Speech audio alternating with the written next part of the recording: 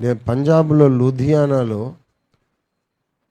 సాధు సుందర్ సింగ్ గారు ఎక్కడైతే చదువుకున్నాడో, ఎక్కడైతే బైబిల్ కాల్చాడో, ఎక్కడైతే యేసయ్య దర్శనం పొందాడో ఆ స్కూల్ కాంపౌండ్లో పాస్టర్ ఎరిక్ మసీ అనే ఆయన మీటింగ్ పెట్టి నన్ను పిలిచాడు. నేను వాక్యం చెప్పాను.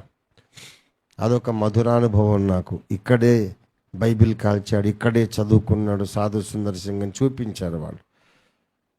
అమ్మో, నా జీవితం ధన్యమైంది అనుకున్నా. సరే,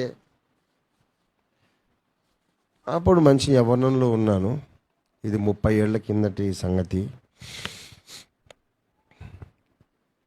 తర్వాత నైట్ వాక్యం చెప్పాను.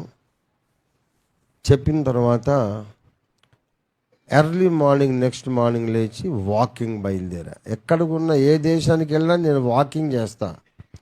ఉదయకాలపు నడక నాకు వ్యసనం. తాగే వాళ్ళకు తాగుడు ఒక వ్యసనం ఎలాగో నాకు కూడా నడకలా వ్యసనం. ఇప్పుడంటే కష్టం, కానీ వెళ్తూ ఉన్న లూధియానాలో, పంజాబ్ లూధియానాలో నగర వీధుల్లో నేను సంచారం చేస్తున్నా, వాకింగ్ చేస్తున్నా. ఎర్లీ మార్నింగ్ 5:30-6 గంటల టైం. పాల ప్యాకెట్ల కొరకని, ఇంకేదో కిరాణా కొట్టు సామాన్ల కొరకని, టీనేజ్ బాయ్స్, పెద్దవాళ్ళు, 30 ఏళ్ళు 25 ఏళ్ళు అందరూ, కొందరు ఇంకా పెద్దవాళ్ళు కూడా రోడ్డు మీద నడుస్తూ వచ్చి చట్టుకుమని నా దగ్గరికి వచ్చి పాదాభివందనం చేసి వెళ్తున్నారు. ఆశ్చర్యపోయాను. ఇదేంటండి నా కాళ్ళకు మొక్కుతున్నారు? ఒకడిని అడిగాను, మీరు నిన్న నైట్ మీటింగ్కి వచ్చారా అని అడిగాను. అంటే నహీతో హమ్ నహీ ఆయే మీటింగ్ మే. మరి నాకెందుకు కాళ్ళకు మొక్కుతున్నారు? మీరు మీటింగ్కి వచ్చి ఉపదేశం విన్నారేమో, ఆ గౌరవంతో మొక్కుతున్నారేమో అనుకున్నా. రాలేదన్నారు.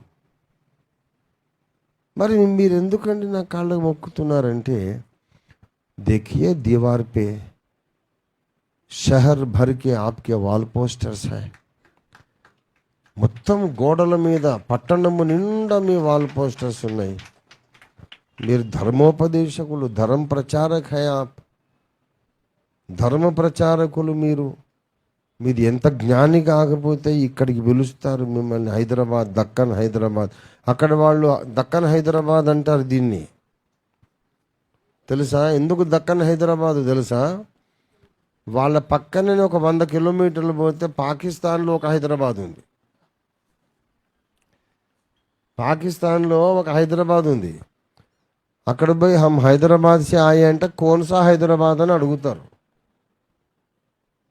పాకిస్తాన్ హైదరాబాద్ ఏమో అనుకుంటారు. అందుకని వాళ్ళకు స్పెషల్గా చెప్పాలి, హమ్ దక్కన్ హైదరాబాద్ సే ఆయే. వాళ్ళు అంటున్నారు, మీరు ఎంత జ్ఞాని కాకపోతే, మీ దగ్గర ఎంత జ్ఞాన నిధి లేకపోతే మిమ్మల్ని దక్కన్ హైదరాబాద్ నుండి పంజాబ్ పొలిమేరకు, పాకిస్తాన్కి కొంచెం దూరం పోతే పాకిస్తాన్, ఇక్కడికి పిలుస్తారు. మీ ముఖం అక్కడ చూస్తే ఇదే ముఖం ఇక్కడ వాకింగ్ చేస్తుంది. అందుకే ఎదురొచ్చిన ప్రతి వాళ్ళు వంగి కాళ్ళకు మొక్కి వెళుతున్నారు. ఆ రోజు కొన్ని 100 మంది నాకు పాదాభివందనం చేశారు. పాదాభివందనం చేయడం బైబిల్ ప్రకారం తప్పు కదా అనొచ్చు. నిజమే, నేను అడగలేదు పాదాభివందనం చేయమని. వద్దండి అంటానే ఉన్నాను. అది వేరే సబ్జెక్టు. కానీ వాళ్ళ గుండెలలో ఉన్న గౌరవం చూడండి. నాకన్నా జ్ఞాన విషయంలో కానీ, వయస్సు విషయంలో కానీ, ఆధ్యాత్మిక అంతస్తు విషయంలో కానీ నాకన్నా కొంచెం ఎక్కువ ఎవడైనా ఉంటే నాకు వాడు కనిపించే దేవుడు అనుకోవడం భారతీయ సాంప్రదాయం. భారతీయ సాంప్రదాయం అదే బైబిల్ సాంప్రదాయం కూడా. పౌలు భక్తుణ్ణి గలతీ పత్రికలో చెబుతాడు. గలతీ సంఘం యేసుక్రీస్తు వలె ఆయనను అంగీకరించారట. అవునా? దేవుని దూత వలెను యేసుక్రీస్తు వలెను మీరు నన్ను అంగీకరించితిరి. గలతీ పత్రిక 4వ అధ్యాయము 14వ వచనం.